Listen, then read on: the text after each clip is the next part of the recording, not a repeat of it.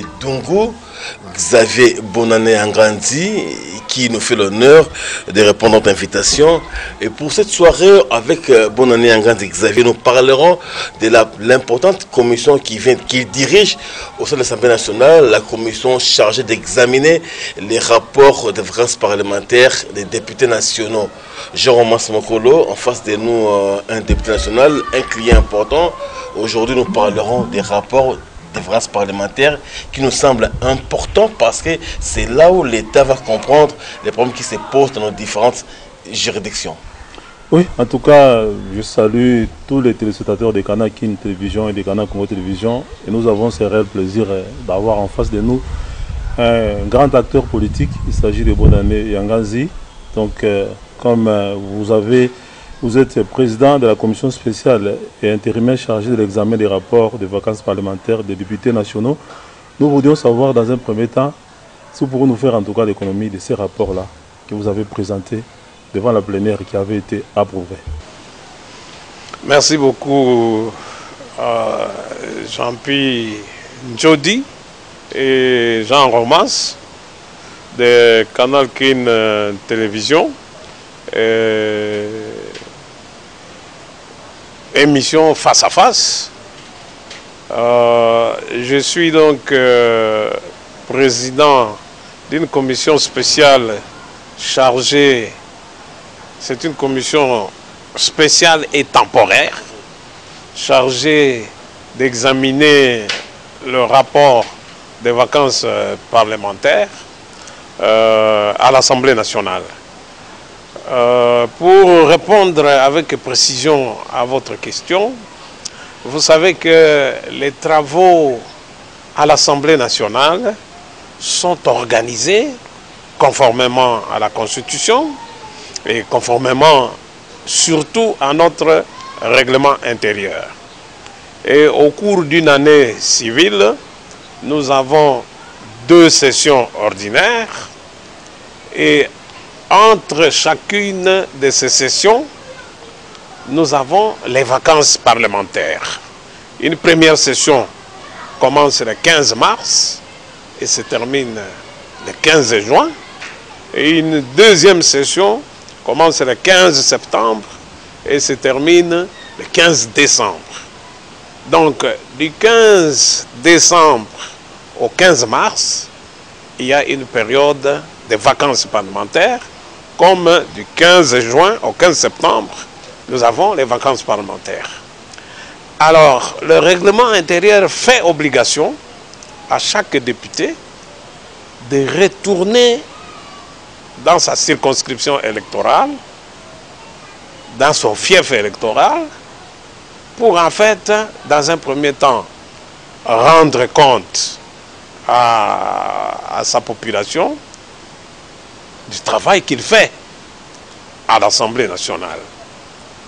Vous connaissez le travail d'un député, c'est essentiellement 3 choses.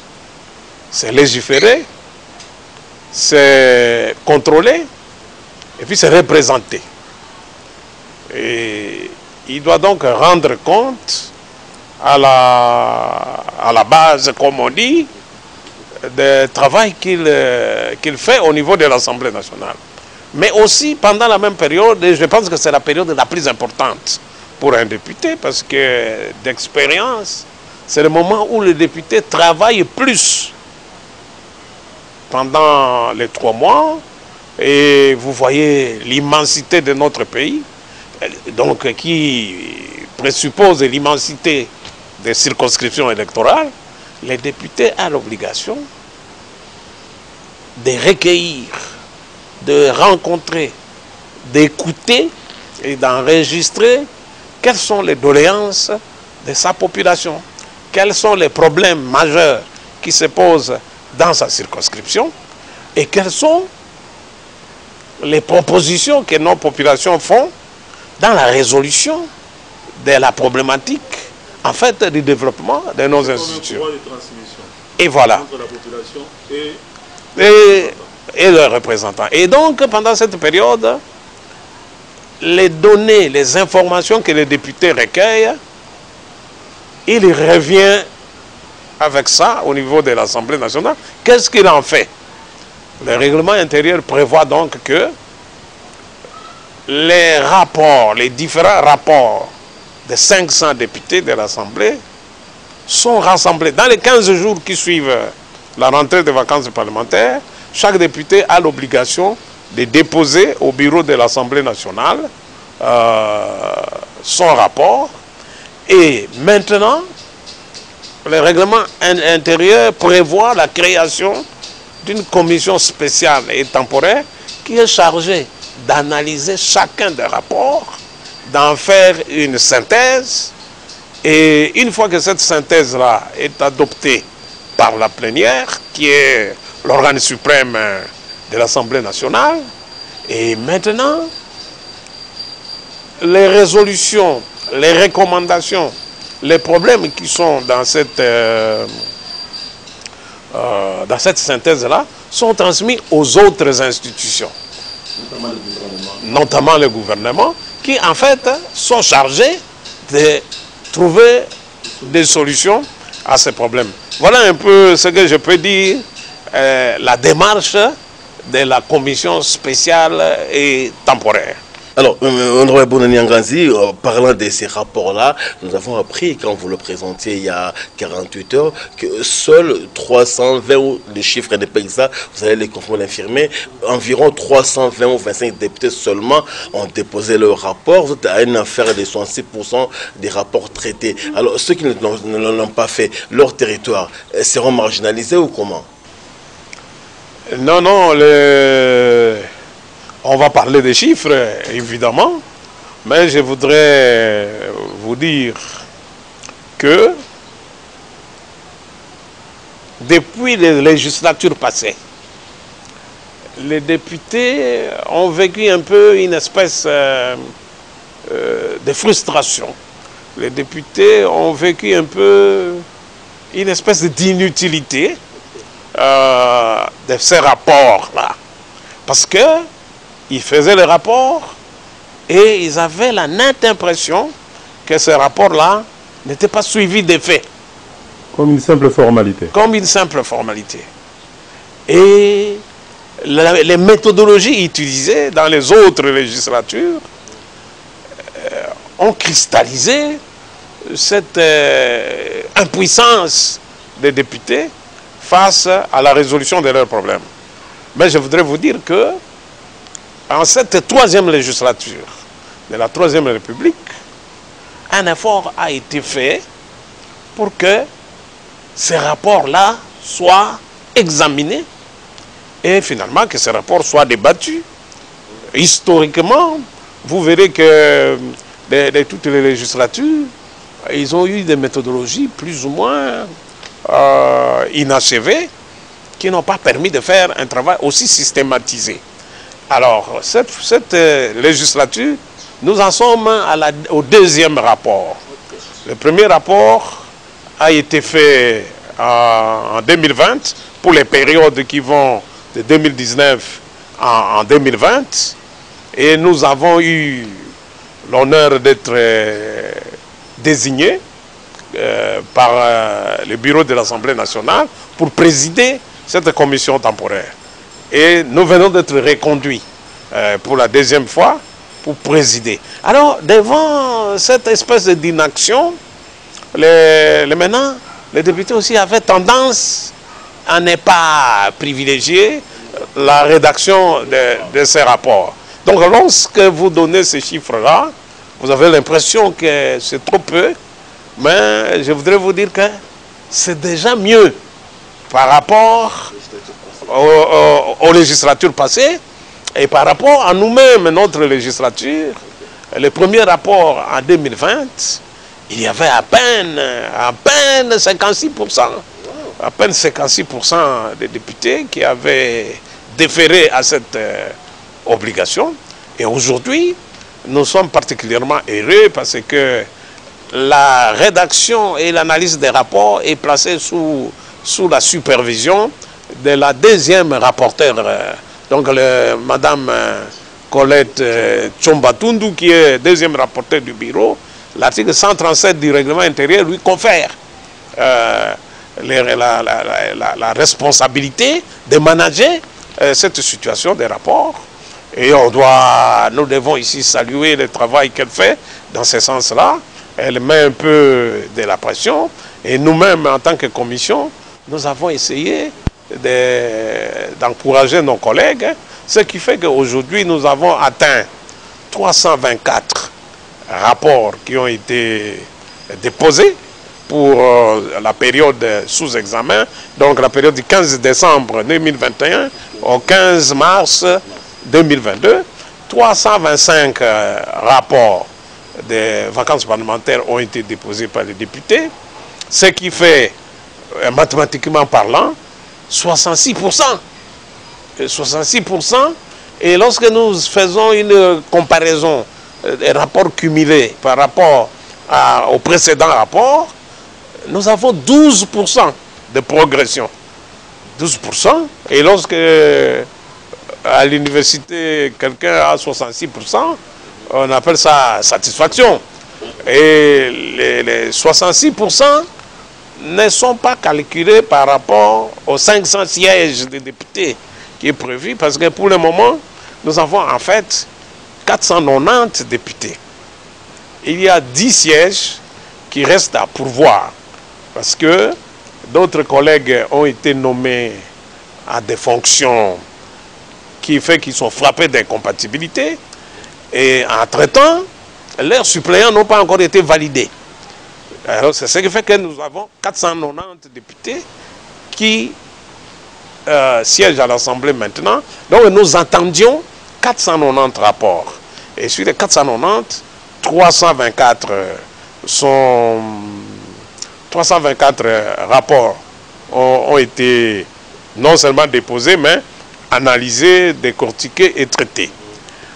Alors, l'autre dimension en tant que couverture de l'espace national. Le 324 rapports couvre en fait 154 circonscriptions électorales. Notre pays compte au total 181 circonscriptions électorales. Et ce sont donc 154 circonscriptions qui sont couvertes. Il reste la différence de 27. Donc il y a 27 circonscriptions pour lesquelles, et ça nous déplorons ça, il y a en fait 0 rapport sur les 27 là. Alors ce qui veut dire que les problèmes de ces circonscriptions là ne sont pas pris en compte dans ces rapports. Et pour la simple raison parce que pour une raison ou une autre, nous ne faisons pas les contrôles de ceux qui n'ont pas fait le travail. Il peut y avoir plusieurs raisons. Le député peut avoir été malade, empêché de se rendre dans les circonscriptions. Donc on ne peut pas obliger les députés à rédiger un rapport, même s'il n'a pas été. Et donc les 27 circonscriptions ne sont pas prises en compte dans ces rapports ici. Ce qui est dommage, c'est que nous déplorons. Okay. Oui, vous parlez dans votre économie de la synthèse que vous avez présentée à l'Assemblée avant-hier et au président de l'Assemblée nationale. Vous parlez des problèmes fondamentaux, notamment la sécurité, des problèmes d'infrastructure, de la vie sociale. Et tous ces problèmes-là, c'est pareil dans tous les 300 des rapports introduits? Oui. En fait, nous sommes en train de faire une synthèse. Alors, il y a une méthodologie de travail. Nous avons donc catégorisé les différents problèmes. Nous les avons compartimentés. Nous les avons donc classifiés selon les principaux thèmes qui apparaissent dans les rapports. Et là-dedans, effectivement, nous trouvons des problèmes qui sont liés à l'administration du territoire, qui sont des problèmes d'ordre politique, qui sont des problèmes d'ordre administratif. L'administration du territoire, c'est le fonctionnement de nos entités, de nos provinces, de nos territoires, de ce qu'on appelle les entités décentralisées, c'est-à-dire les collectivités, les secteurs, les groupements, les localités et jusque dans les villages. Le député aujourd'hui, dans notre pays, est l'unique organe, si vous voulez, l'unique personnalité politique qui a l'avantage d'être réellement sur le terrain. Il est dans les villages, il est dans les collectivités, il est dans les territoires, il est dans les provinces. Et donc c'est le principal témoin, à la fois témoin et acteur, de la vie sociale de notre pays. Et donc, comment ça fonctionne? Vous allez voir, par exemple, nous avons des grands problèmes.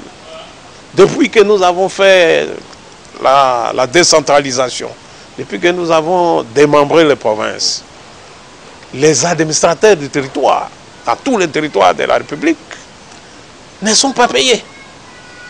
Ils n'ont pas de salaire. Les administrateurs n'ont pas de frais de fonctionnement.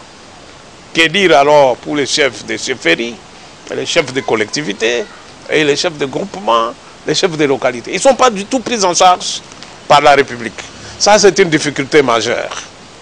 Sur le plan administratif, toujours, quel est l'état des lieux, des infrastructures, de nos bureaux administratifs? Quel est l'état des lieux de nos prisons?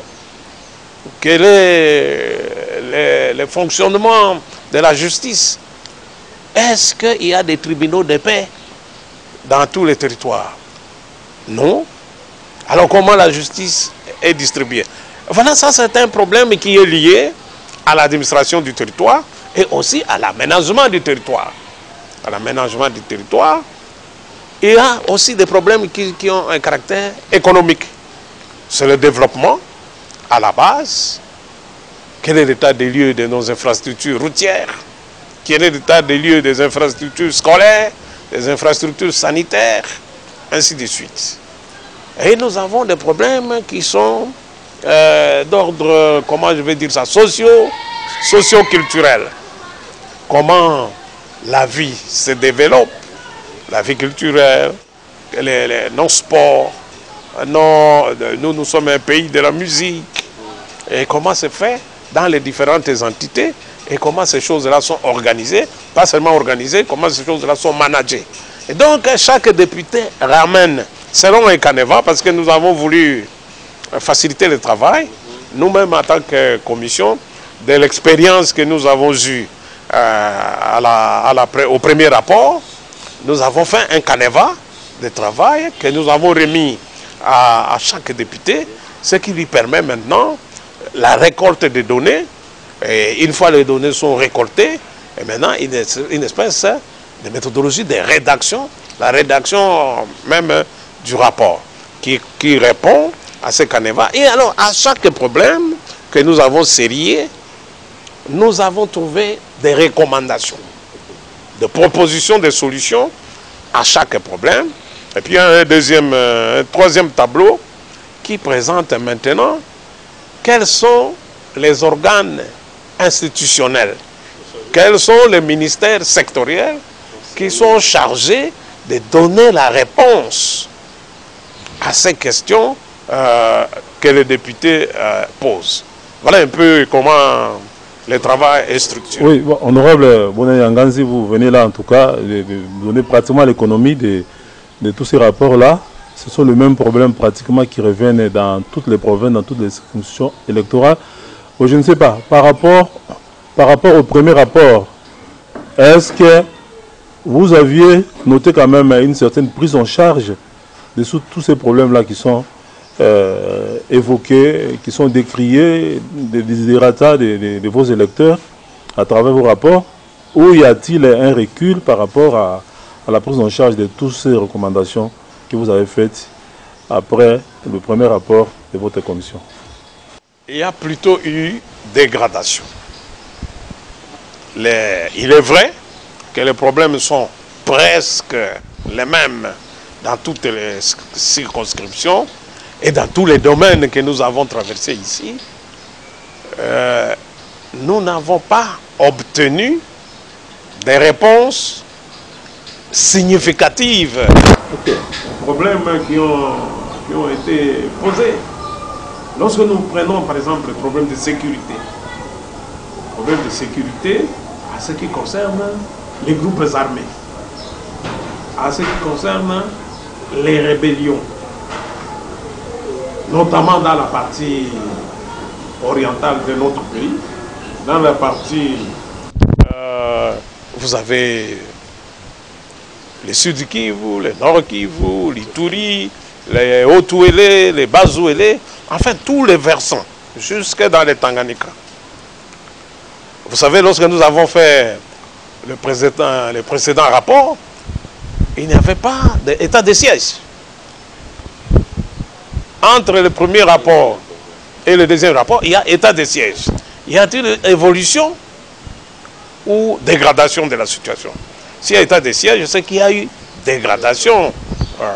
Il y a eu des propositions qui ont été faites au ministère sectoriel, notamment le ministère de l'Intérieur, notamment le ministère de la Défense, en ce qui concerne la situation de nos forces de l'ordre et de forces de sécurité, les FARDC, la police nationale congolaise, leur prise en charge dans les provinces, leurs effectifs sur le champ des opérations. Donc, il y a eu recul. Les problèmes, quand bien même qu'ils ont été pris en charge, notamment dans les domaines comme les 145, il y a un projet du gouvernement de 145 territoires, parce que nous regardons dans ces différents projets, certains aspects de notre rapport ont été exploités dans le montage de ce programme, mais le programme n'a pas encore été mis en exécution jusqu'au moment où nous parlons là-bas, à traitant, parce que en ce qui concerne les routes, chez nous, c'est saisonnier. Par exemple, maintenant, pendant que nous sommes à saison sèche dans l'hémisphère sud, dans l'hémisphère nord, chez moi par exemple, maintenant, c'est la grande saison de pluie. C'est la grande saison de pluie et la circulation donc sur les routes devient difficile. C'est le moment aussi que choisissent les groupes armés pour intensifier leurs activités, etc. Voilà un peu... Oui, honorable Bonané Yanganzi, nous rappelons que vous êtes élu de Dungu dans les Hautes-Ouélé. Nous parlions des rapports de vacances et vous notiez ici qu'il y a ces projets de développement de 145 territoires qui n'a pas encore en tout cas commencé à être exécuté et que vous avez noté le même problème. Bon, on est là pratiquement à quelques semaines du 62e anniversaire de notre accession à l'indépendance et on note par exemple que nous, les Congolais, après l'indépendance, n'avons pas fait mieux que les colons belges. Comment vous expliquez cet état des choses et comment en sortir? Et donc, moi, je voudrais dire que 62 ans d'indépendance, notre bilan est, comment on peut dire ça, négatif. Si pas catastrophique. Qu'avons-nous fait? Nous n'avons pas été à la hauteur. Qu'avons-nous fait de ce pays, la République démocratique du Congo? Et lorsque les analystes, les économistes, les sociologues, etc., lorsqu'ils font leurs analyses du niveau de vie en 1960, au niveau de vie aujourd'hui des Congolais, les indices de développement humain. Et en fait, nous avons développé la pauvreté. La République démocratique du Congo, sur les 26 provinces que nous avons aujourd'hui, plus de 20 provinces vivent sous le seuil de la pauvreté. Il y a peut-être 5 ou 6 provinces qu'on peut dire quand même qu'ils sortent de l'eau. Alors cela pose la problématique de l'homme congolais.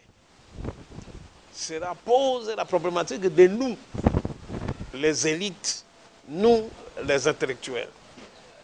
En fait, moi je suis député, je suis membre du gouvernement, je suis président de la République. Et vous voyez comment les élites se battent pour occuper ces différents postes. Mais on se pose la question, pourquoi faire si la situation est celle-là? Et plus on se succède, plus on se ressemble, plus si ce n'est pas pire. Et c'est vraiment la grande désolation. On a transformé le pays en un vaste restaurant où tout le monde vient chercher à manger. Il ne se pose pas la question à la cuisine du restaurant. Comment les choses se passent? Comment fait-on pour que la nourriture arrive dans les restaurants? Comment les techniciens de ces restaurants sont là-bas? Et voilà, 62 ans après, je pense que nous n'avons pas été à la hauteur des défis et des enjeux de développement de notre pays, la République. Il faut quoi alors pour s'en sortir? Il faut un leadership fort, il faut une révolution de mentalité, Non, il faut comme ça s'est passé en Chine. Il faut un sursaut. Il faut un sursaut. Il faut un sursaut d'orgueil. Il faut... Comment on peut dire ça? Il faut un saut épistémologique face à la situation pour dépasser nos propres limites afin de proposer des solutions. Et puis il y a un décollage conceptuel. Parce que les Congolais, ils vivent au Congo comme dans un pays de transition pour aller vers le mieux-être qui se trouve nécessairement ailleurs et pas chez eux. Alors, que faisons-nous? Dès que nous aurons fait ce saut existentiel, nous aurons pris conscience que c'est cet endroit ici, c'est ce pays ici, la République démocratique du Congo, que Dieu nous a donné. Et nous a donné une mission de le fructifier, de le développer. Alors, ce serait déjà un pas géant. Nous parlions ici, avant que Jean-Romance ne prenne par rapport à l'indépendance, nous parlons des rapports de France parlementaire, élu vous-même du territoire de Dongou, dans les Hautes-Ouélé. Vous avez été à Dongou, de votre ressenti personnel, les mêmes problèmes, bien évidemment, ils se posent aussi à Dongou. Mais vous êtes de là, c'est votre fait électoral, c'est là où on vous a élu comme député. Et votre ressenti, quand vous avez vécu ce que vos électeurs vivent, vous avez eu quelle réaction? À chaud? La réaction qui est toujours une réaction d'impuissance. Par exemple, dans ma circonscription, dans le territoire de Dongou, qui se trouve tout à fait excentré au nord de la République, en frontière avec le Soudan du Sud et la République centrafricaine. Et donc, lorsque vous arrivez dans le territoire de Dongou, nous avons des problèmes essentiellement de sécurité. C'est là-bas qu'on trouve des terroristes qu'on appelle LRA. LRA qui sont des rebelles ougandais, qui ont traversé, qui sont chez nous depuis des dizaines d'années. C'est là où on trouve aussi les Mbororo. Les Mbororo qui sont des éleveurs nomades, terroristes, qui occupent l'espace avec leur bétail et qui sont armés. Mais face à cette situation, l'État est désarmé. Parce que c'est un territoire totalement enclavé. Et lorsque vous arrivez à la frontière du Sud-Soudan et les éléments de force qui sont là, qui doivent faire, mais il y a une dizaine de FARDC.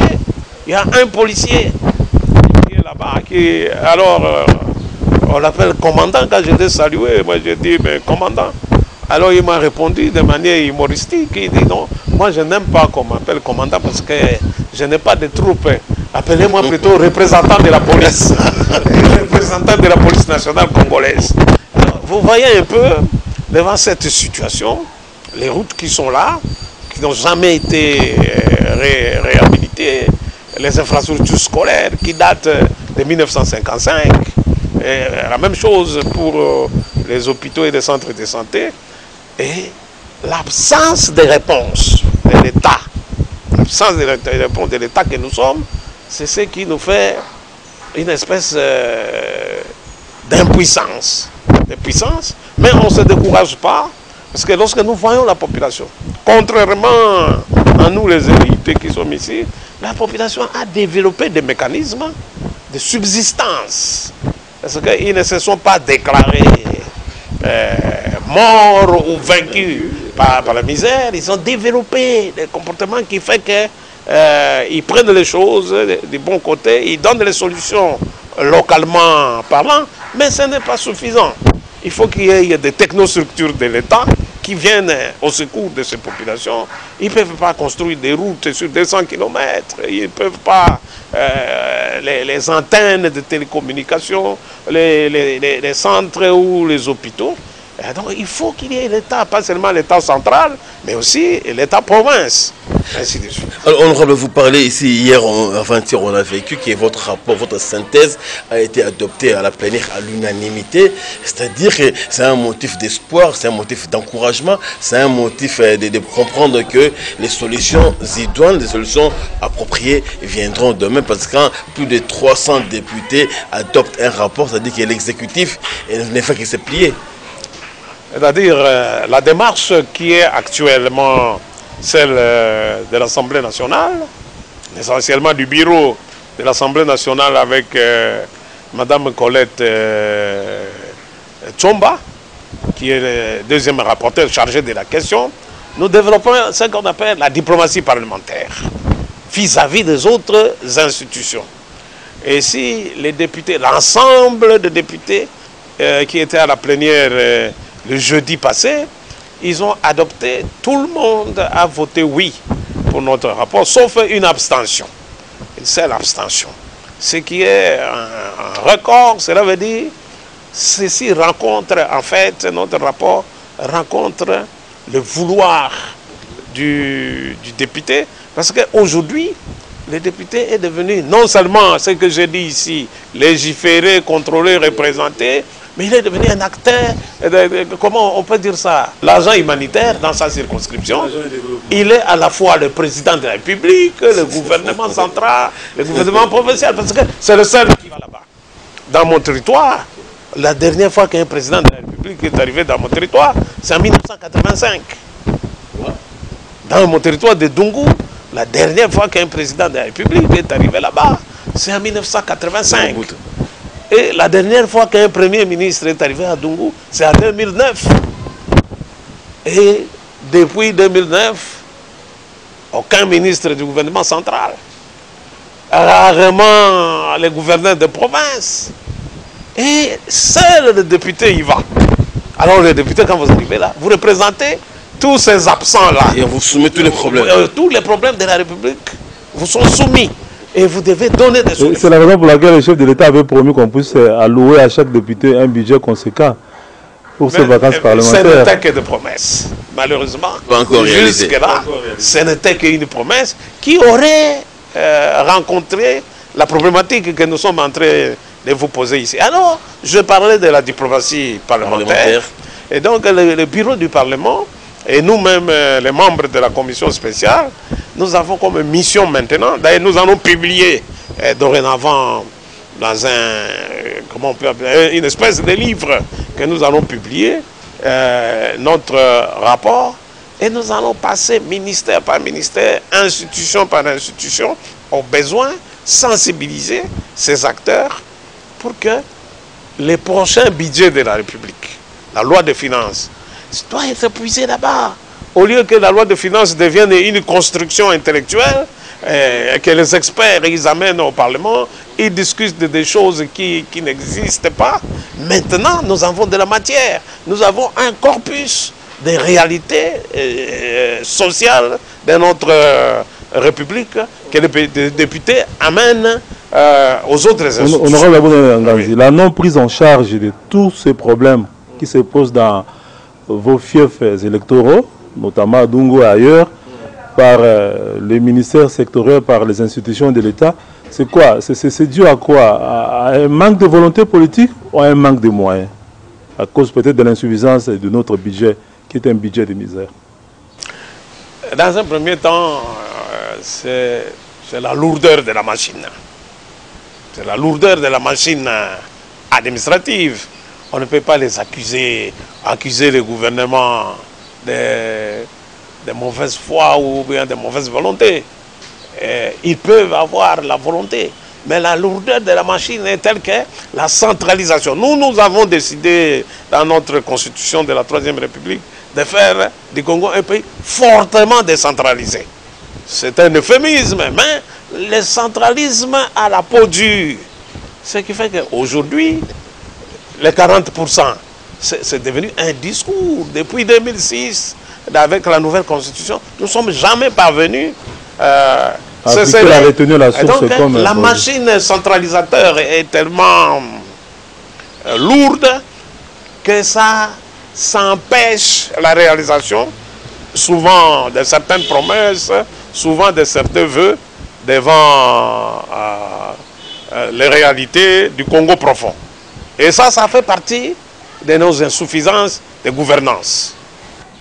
Ok, honorable Bonane, on va bientôt prendre les derniers chapitres consacrés à votre famille politique, le Front commun pour le Congo, mais on va finir parce que la session de mars prend fin dans quelques jours. Vous serez contraint encore de repartir pour Dungu et voir la même misère, le même problème. Vous allez repartir? Mais on n'est pas contraint, c'est ça notre travail. Donc chaque vacances parlementaire, un député doit passer au moins un mois minimum dans sa circonscription. Les problèmes sont les mêmes et chaque jour, ils se posent de manière différente. L'eau continue à couler, l'eau ne s'est pas arrêtée à notre dernière vacances parlementaire. Les problèmes, vous avez posé la question, est-ce qu'il y a eu évolution? Oui, mais dans le sens négatif. Dans le sens négatif. Alors nous avons vérifié, est-ce qu'il y a un redressement de la pente? Nous, on espérait.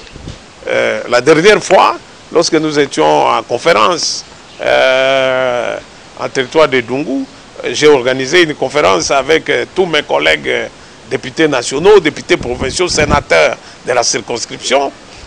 Nous fondions les espoirs que, avant notre retour aux prochaines vacances, que le projet de 145 territoires aurait déjà démarré. Et je pense que nous serons obligés de constater que le projet n'a pas démarré. Et donc que le problème évolue négativement. Et donc nous avons comme obligation d'aller chaque fois au chevet du malade. D'aller chaque fois tester la température du malade. Et nous avons ferme espoir que le malade sera sauvé. Le FCC. Voilà. Nous rappelons que vous êtes aussi non seulement élu de Dungu, mais pour le compte du Front commun pour le Congo, qui est piloté par l'autorité morale Joseph Kabila Kabange, mon autre quand même qui a une partie qui a rejoint les camps adverses, qui a traversé le fleuve avec armes et bagages. La question qu'on se pose, pourquoi vous n'avez pas pris ces bateaux-là pour traverser le fleuve Congo et aller de l'autre côté? Très bien, moi je suis élu du PPRD pour le territoire de Dungu. Et donc le PPRD qui est membre du Front commun pour le Congo. Aujourd'hui nous sommes en 2022.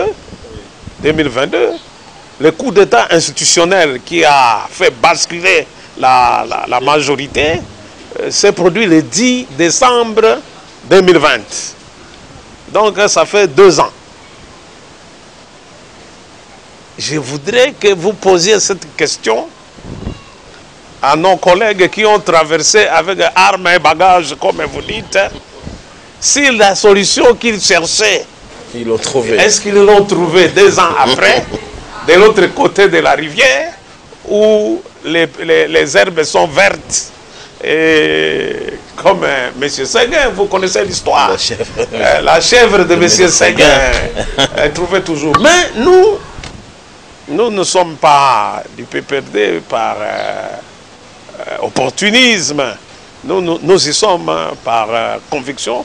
Nous avons estimé que nous avons une croyance, nous croyons foncièrement à la démocratie, que nous pouvons exercer la démocratie dans notre pays selon les règles. Selon les règles.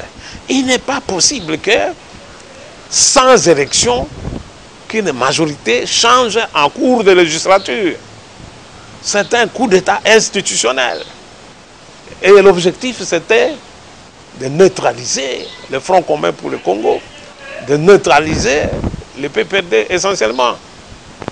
Et aujourd'hui, Dieu merci, nous sommes là.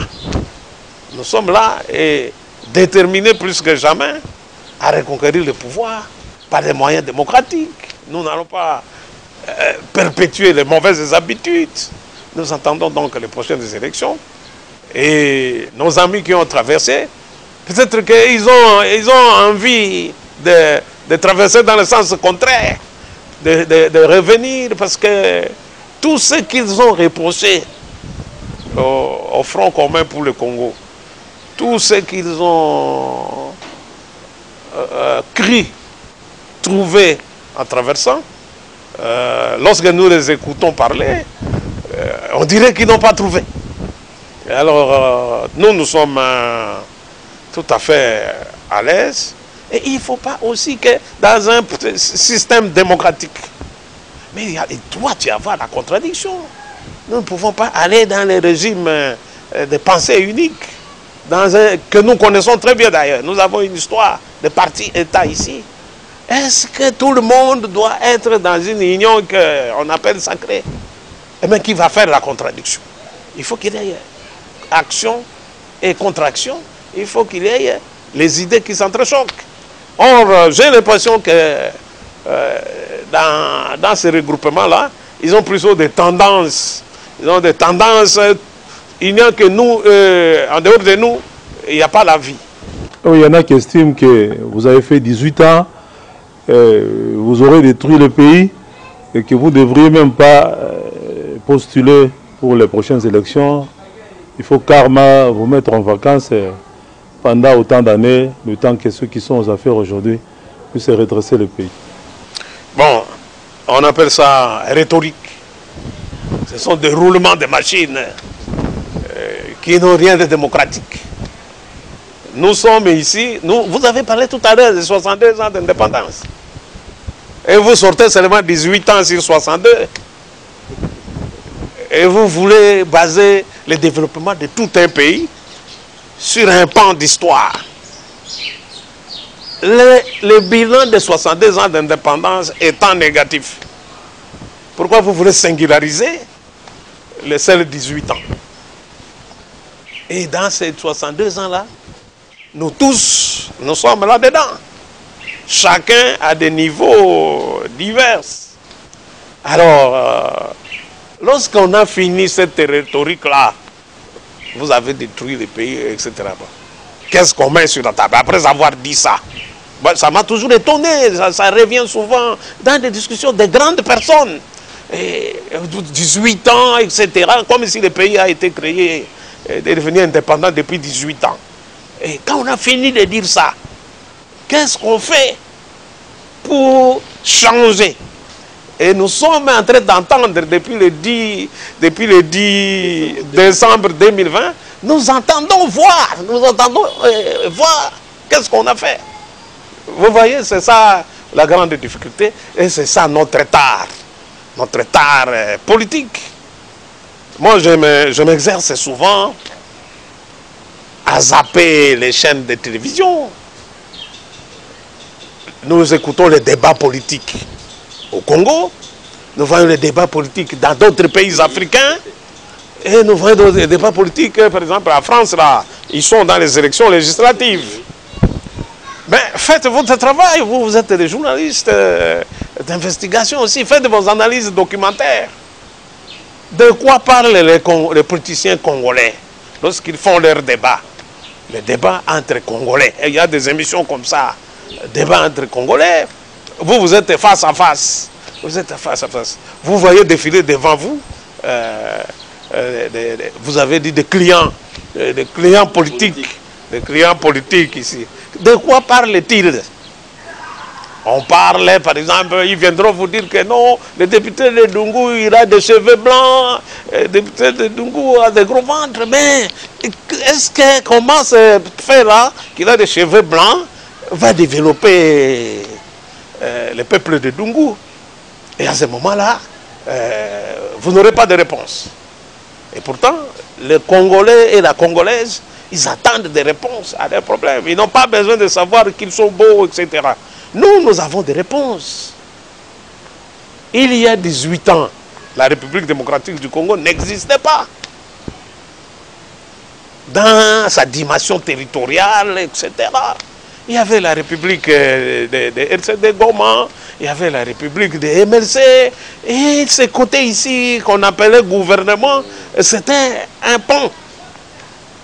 Par quel mécanisme sommes-nous parvenus à faire la réunification si on n'a rien fait? 18 ans est compté toujours à partir de 2000. La prise 2001, je crois, la prise de pouvoir par Joseph Kabila Kabange. Comment un pays qui n'existait pas est-il devenu brusquement un pays au point qu'on fait une remise démocratique et civilisée du pouvoir avec vous? Comment ça s'est passé si on a détruit? Comment ces pays ici qui n'existaient pas a-t-il fait pour vaincre la première guerre mondiale de l'Afrique? Il y avait plus de 12 pays qui étaient ici en guerre dans notre pays. Comment on en est arrivé aujourd'hui à avoir une armée qui est 8e au classement des pays africains si rien n'a été fait? Comment on est arrivé à avoir une constitution? Comment sommes-nous arrivés à ce qu'il y a des troisième, comment on appelle ça, cycle électoral, et que nous préparons un quatrième cycle? Et naturellement, lorsque vous arrivez avec des faits, ça ce sont des faits, le débat n'est pas celui-là. Le débat est tout simplement antidémocratique.